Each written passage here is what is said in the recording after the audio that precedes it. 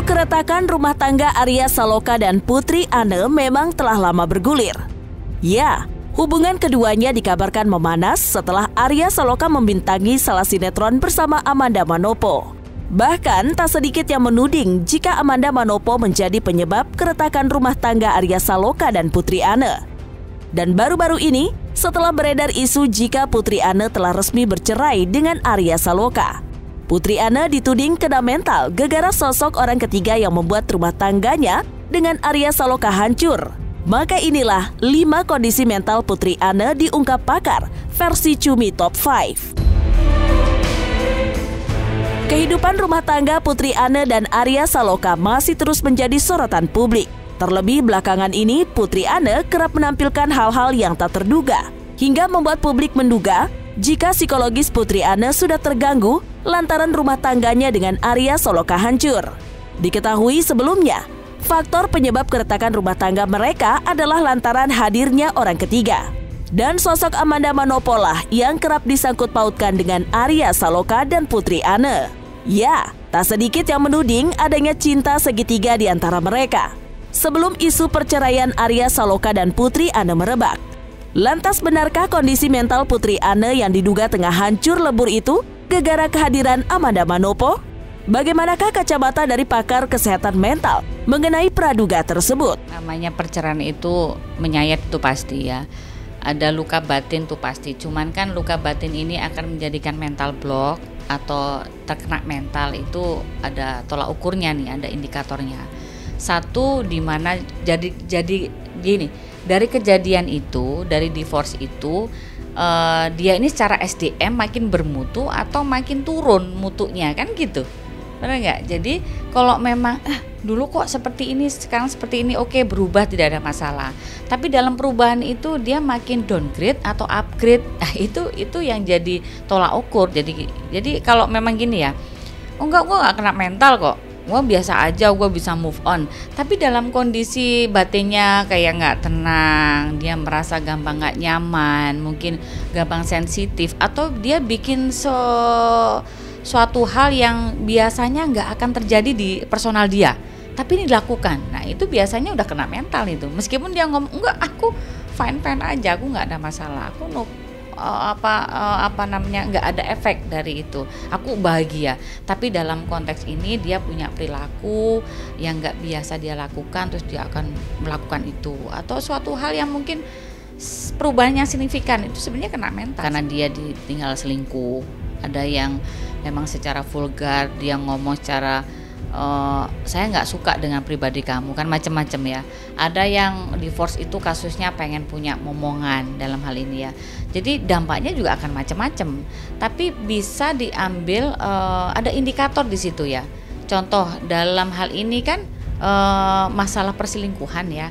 Dia pengen show off, membuktikan bahwa aku juga bisa seperti itu gitu. Hal ini kan ini perselingkuhannya lumayan luar biasa ya, dengan artis yang wow, yang notabene yang ini udah mulai punya pakai kerudung apa. Dia juga bisa show off-nya mengarah ke situ nantinya. Kayak mengkomunikasikan di halayak umum bahwa gue juga seksi loh, kayak gitu ya. Gue juga punya prestasi, aku juga centil, aku juga ya seperti itulah, macam itulah. Jadi sebenarnya dari triggernya beda-beda, macam-macam. Cuman tolak ukurnya adalah ketika dia dalam kondisi pasca divorce dan dia downgrade, artinya kok makin seperti itu, nggak mengarah ke arah yang mungkin lebih dewasa, lebih elegan, lebih eksklusif. Biasanya dia sedang punya ini ya, gangguan di mentalnya. Dari SMP malah udah ada ubanan, tapi nggak di chat yang depannya. I don't care. Pasca kondisi miris Putri Anne diungkap oleh pakar kesehatan mental, psikolog Bunda Romi juga turut mengungkapkan kemungkinan Putri Anne untuk melakukan hal-hal yang tidak diinginkan jika Putri Anne tak segera berkonsultasi dengan ahli. Ya, Bunda Romi menyebut jika seseorang mengalami depresi berlebih dan tak dapat terkontrol lagi, besar kemungkinan untuk orang tersebut untuk mengakhiri hidupnya. Lantas seperti apa masukan dari Bunda Romi agar Putri Anne tak terjerumus ke dalam hal tersebut? Kalau dia mengalami masalah dalam perkawinannya, kadang-kadang orang tidak bisa mencari jalan keluar dari masalah itu. Sehingga dia kemudian berpikir ini karena saya nggak ini, terus nggak nyaman, terus kecemasan, lebih itu stres yang berkepanjangan bisa depresi. Setelah depresi itu bisa saja kemudian outputnya itu ada outcome yang terakhirnya adalah bisa bunuh diri, bisa kemudian menarik diri dari lingkungan.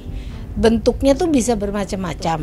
Nah, sebetulnya orang itu kalau dia merasa dia tidak bisa mencari jalan keluarnya, itu yang bermasalah adalah pada keterampilan hidupnya atau life skill-nya. Dia tidak bisa melihat satu hal, itu kemungkinan untuk bisa mencari jalan keluarnya seperti apa. Orang kalau dapat masalah kan harus dianalisis. Ini masalahnya apa?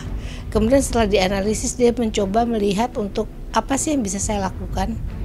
Dan bisa juga kemudian dia harus bisa mengkomunikasikan itu kepada orang lain agar bisa kemudian ada informasi-informasi yang bisa membantu dia. Lalu dia harus berpikir kreatif dari apa yang udah ada agar dia bisa kemudian mencoba untuk dari informasi itu mencoba berinovasi dan sebagainya untuk mencari jalan keluar dari masalah itu. Misalnya dia bisa mencoba menganalisis sendiri, dan ini life skill ini sesuatu yang memang banyak sekali tidak diajarkan atau distimulasi ke anak agar anak memahaminya. Masalah kecil aja, kalau anak kecil tuh harus sudah bisa kemudian juga analisis untuk punya life skillnya. Kalau dia tidak dijemput orang tuanya, apa yang mesti dia lakukan? Nangiskah, guling-gulingkah, marah-marahkah, atau kemudian bilang ke gurunya bahwa minta gurunya bantu untuk kemudian menelpon orang tuanya. Itu masalah sepele. Tetapi masalah dalam kehidupan rumah tangga juga bisa dianalisis seperti itu gitu. Jadi kemampuan analisanya tuh harus ada gitu.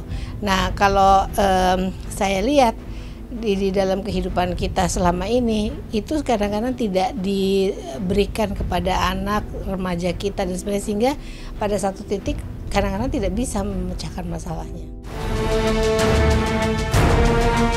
Putri Anne sudah cukup lama melepas hijab setelah prahara rumah tangganya dengan Arya Saloka makin memanas. Bahkan kini Putri Anne semakin berani dan tak ragu lagi menunjukkan dirinya yang tak memakai hijab di laman Instagram pribadinya. Bahkan tak hanya melepas hijabnya, Putri Anne pun kini tampak lebih sering menggonta-ganti warna cat rambutnya. Meski banyak yang menyayangkan perubahan drastis pemain sinetron ojek pengkolan itu, banyak pula yang memaklumi aksi-aksi Putri Anne dalam mengubah penampilannya. Menanggapi hal tersebut, psikolog pun menyebut jika apa yang dilakukan Putri Anne itu memang sengaja untuk mendapat perhatian publik. Berubah 100 derajat. Kayaknya lu salah deh. Berubah tuh kalau nggak 180 derajat, 360 derajat, nggak ada berubah 100 derajat. That's heaven. Sebetulnya sih itu tergantung orangnya ya.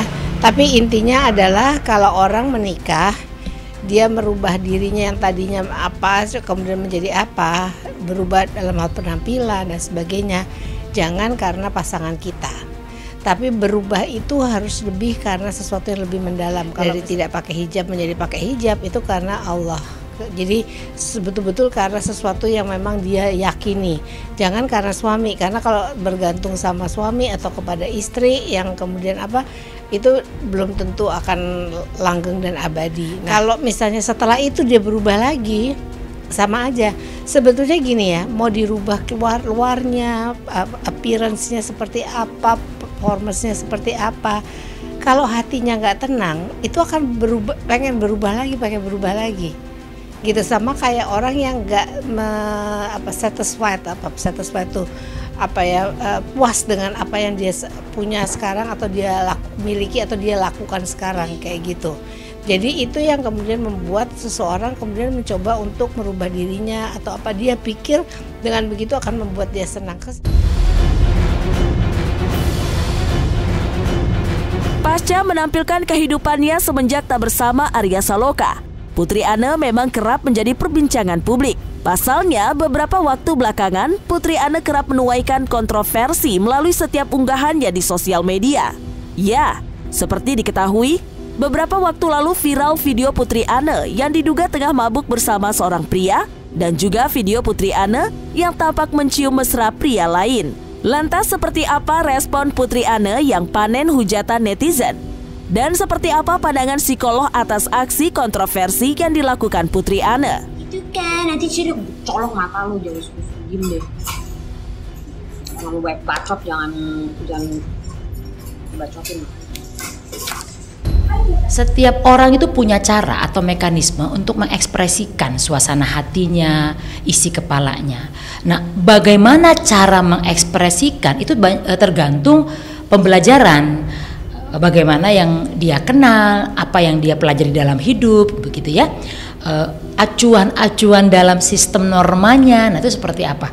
Itu juga sangat bervariasi di setiap orang. Bahkan anak kembar pun nggak ada yang sama itu. Nah, ketika seseorang ingin melampiaskan atau mengekspresikan perasaannya, memang sebaiknya itu tidak bersifat atau dibuka ke hadapan publik. Mengapa? Karena justru ekspresi itu bisa dipersepsikan banyak, berbeda oleh publik. Yang barangkali mungkin intinya mengekspresikan suasana hati yang gembira, tapi publik membacanya berlebihan sehingga dimaknai jadi tidak positif. Nah, itu konsekuensinya. Komentar-komentar dari netizen atau publik jadi memperkeruh yang awalnya masalah barangkali dianggap masih dalam kadar yang wajar, karena komentar intervensi publik ini jadi berat, jadi kompleks. Nah, dalam hal ini publik ikut campur ke dalam konteks permasalahan itu. Nah, namun publik kadang-kadang nggak salah juga ya, karena sang public figure kan menampilkan ke publik. Jadi setiap hal yang ditampilkan ke publik sejatinya itu harus diterima bahwa publik harus mengomentari, bisa mengomentari, dan itu konsekuensi yang harus kita terima. Ya gimana pun ya namanya juga public figure gitu. Kadang-kadang sulit membedakan apakah ini untuk kepentingan konten atau memang ekspresi natural gitu. Karena kalau saya ya melihat seseorang yang sadar akan sebuah konsekuensi dari perilakunya, seyogianya pasti akan membatasi apa yang dia tampilkan di publik supaya tidak menyerang balik gitu.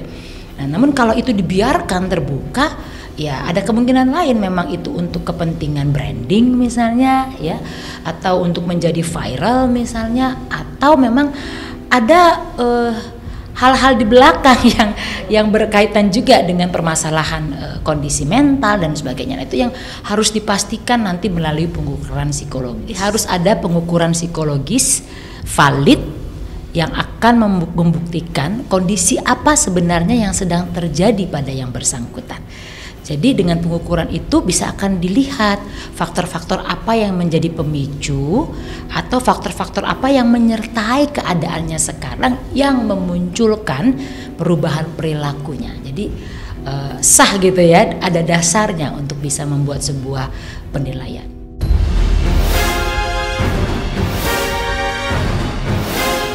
Di sisi lain, tak hanya mengungkap kondisi mental Putri Anne sendiri, pakar mental health Wiwik Anggraini juga dalam hal ini mengungkapkan dampak yang bisa terjadi di kehidupan Putri Anne jika Putri Anne tak segera berkonsultasi kepada ahli.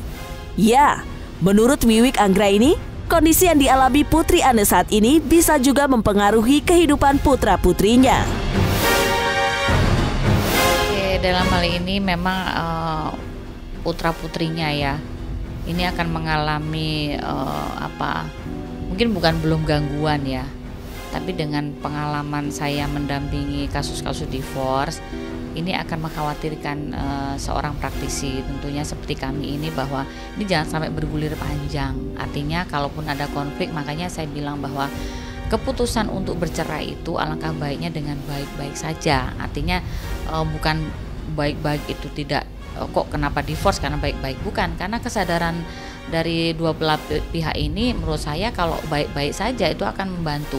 Artinya kalau ada konflik dibicarakan, jangan sampai sosial media ini merengkuh si mental si anak ini gitu. Namanya anak itu biasanya lumayan kepo ya terhadap hal-hal yang ini kenapa ya mama papaku kok ada suara di luar kayak seperti ini gitu loh. Meskipun nanti mungkin berapa tahun lagi gitu, tapi namanya jejak digital kan memang nggak seperti dulu gitu loh, bisa dihapus. Ini karena nggak bisa semudah itu gitu, dan itu langsung itu udah jadi ranjau.